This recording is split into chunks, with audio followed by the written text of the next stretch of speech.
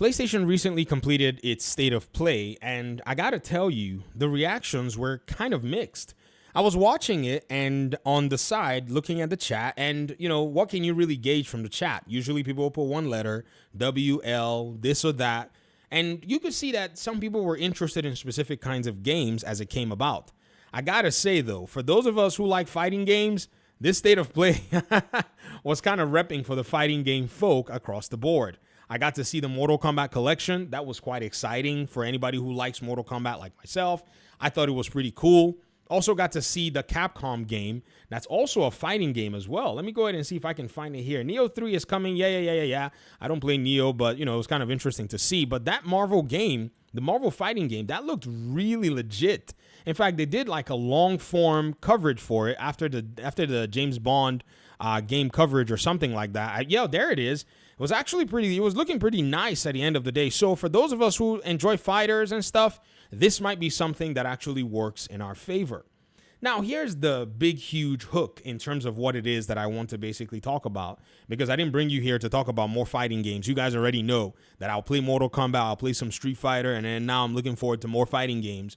What I want to go ahead and talk to you about is exactly something that I think is continuing to strengthen a premise of mine, which is exclusivity does not seem like it's the big most important thing anymore as a result of the changes in the gaming industry. Or I guess I would say as a result of us finally seeing PlayStation's pillar for exactly what it is. And also having to ignore a lot of what I think are the fomented fanboy claims that have basically been rifled through this whole conversation when what I think are over the past few years that I've been talking about this content. Apparently, some of you claim that it's happened or has been happening over the past few years, much longer than that. So what is this particular claim?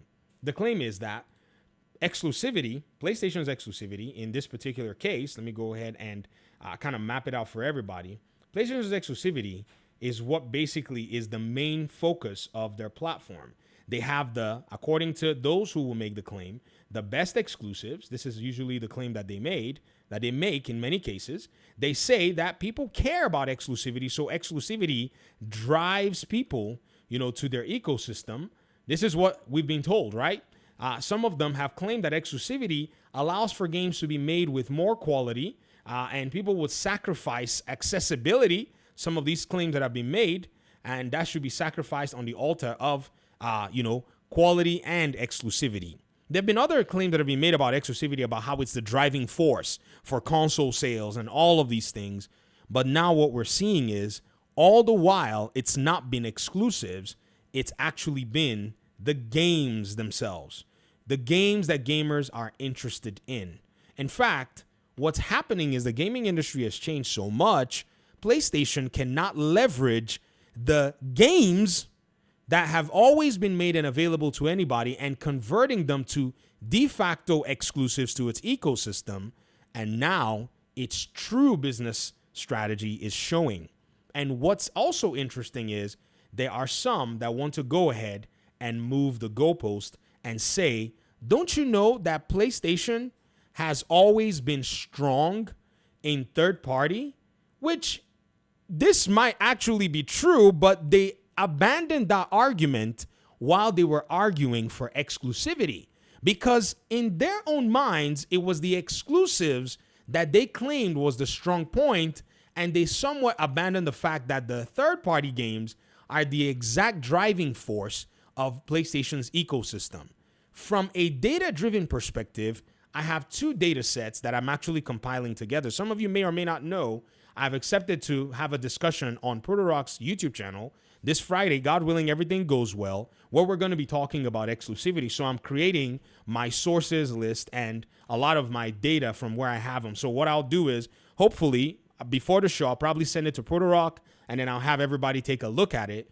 But what I've already seen is, in 2 quarters back to back, PlayStation's exclusivity, first-party sales, not even exclusivity, but its first-party sales of software have dropped minimally, while its third-party sales of software have gone up, meaning that this has always been the crux of PlayStation's business model. And now with the price of exclusivity in terms of the cost going up, whether it be first-party exclusives or third-party exclusives, PlayStation is now at the mercy of third-party development. Hence, That's why they're now abandoning this so-called sales and running into the monthly active user paradigm, because the third-party games are the games that are going to drive the monthly active users for them. This is my analysis on the issue, and you can see it, in my opinion, from events like the State of Play, where they're pretty much showcasing a lot of these third-party games that are coming to their ecosystem and seemingly trying to retrain a lot of their audiences who look forward to their ecosystem for the first-party games. Is this a bad thing? No! This is actually a realistic play for where the market is. Some may watch this video and think that I'm over here criticizing PlayStation about doing this stuff. No, this has always been their business model. My criticisms are for those who abandoned that this was the crux of their business model and started to make it seem like the exclusives were the main thing on the deck, instead of actually admitting that these exclusives were creating something that probably was not going to be sustainable for PlayStation. But, many of us didn't know it, and we weren't supposed to know that Marvel Spider-Man 2 cost them $315 million to actually develop. Knowing this now has changed and transformed a lot of people's minds, and seemingly it's as if they want to go ahead and abandon that first claim about exclusivity, that it's this strong point, it's this driver, it's this, when in reality, every single time you look and take a very close assessment as to the ratio of exclusives versus third-party games, the third-party games are always on top in terms of numbers. It's never been a contest. By default, third-party developers could always make more games than the PlayStation themselves or Xbox themselves or even Nintendo themselves. Right now, my claims about Nintendo having to depend on third-party are starting to become apparent. I mean, have you all seen the launch lineup of the Nintendo Switch 2? It looks like a third-party launch lineup because it's not easy for you as a platform holder to make that much content. While PlayStation made it seem like they had, a lot of content, was simply because they were leveraging third-party games as exclusives. But those third-party games are becoming more and more challenging and expensive to make, so these developers want to be more multi-plat.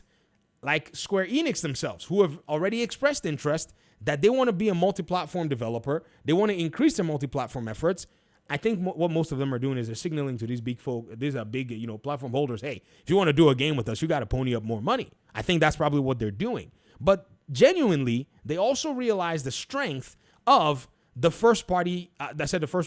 the multi-plat strategy, because they have access to a market that transcends one particular, game publisher and game platform holder. So they realize that, yes, we may get a bag up front, but if we are locked down, let me draw a lock here. This is my padlock, by the way, if you don't know, this is what my lock looks like. But if we're locked down to one ecosystem, we are barred from making money elsewhere. Whereas if we get a bag and we are not locked down to an ecosystem, we have access to a market or many markets to be able to make a lot of money, of which in some cases, some developers have benefited from Xbox's bag. In contrast, they were able to go to Steam. They weren't held back. Some of them were able to, in fact, most of them, stay on PlayStation and make money there at the same time, while others can even take it as far as going to Nintendo. This has been very, very, tantamount for a lot of businesses in this particular area. And right now, I strongly believe that this is one of the reasons you're seeing the erosion of exclusivity and PlayStation emphasizing more third-party games in things like its State of Play, because it knows that these third-party games, even though they may not be able to cop a bunch of them for exclusivity, they still have a benefit and have always had a benefit for their ecosystems. So those who have been making the claims of exclusivity, I think right now you have nowhere to hold anything onto that particular argument. You got to let it go. You got to admit that that particular claim was absolutely asinine in the first place. But I think a lot of people wanted to rub it in because, they claimed Xbox had no exclusives. But in reality, PlayStation doesn't have many exclusives and doesn't seem like it's prioritizing exclusives because of the cost and because of the maintenance involved. And even in many cases, what you would call a very shaky attachment rate, where gamers who own the console, don't necessarily buy the exclusives that that's made for them. I digress. Talk to me in the comment section. Let me hear your thoughts in the comments, and hopefully we'll talk pretty soon in another video. Peace out.